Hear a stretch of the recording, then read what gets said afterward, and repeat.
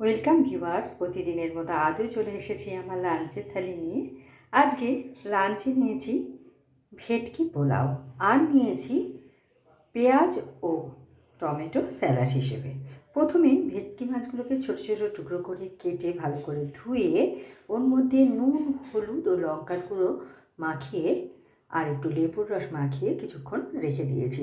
তারপর কড়াইয়ে সাদা তেল দিয়ে মাছগুলো খুব ভালো করে ভেজে তুলে নিয়েছি।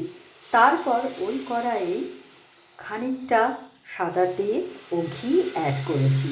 তার মধ্যে আমি সবার প্রথমে গোটা গরম মশলা ও জিরে দিয়ে তার মধ্যে পেঁয়াজ কুচি ভাজা ভাজা করে আদা ও রসুন বাটা দিয়ে কষিয়ে জিরের গুঁড়ো, ধনের গুঁড়ো, লঙ্কার গুঁড়ো ও টক দই দিয়ে সমস্ত মশলা কষে ওর মধ্যে ভেজে রাখা মাছগুলো দিয়ে নাড়াচাড়া করে কিছুক্ষণ ঢেকে রেখেছি।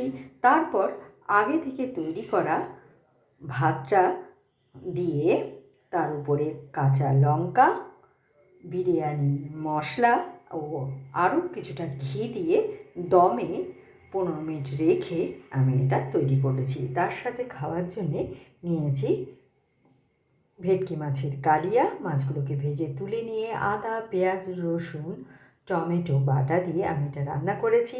নামানোর সময় একটু গরম মশলার গুঁড়ো আমি এতে দিয়েছি। আর শেষ পাতে নিয়েছি বোঁদে রায়তা।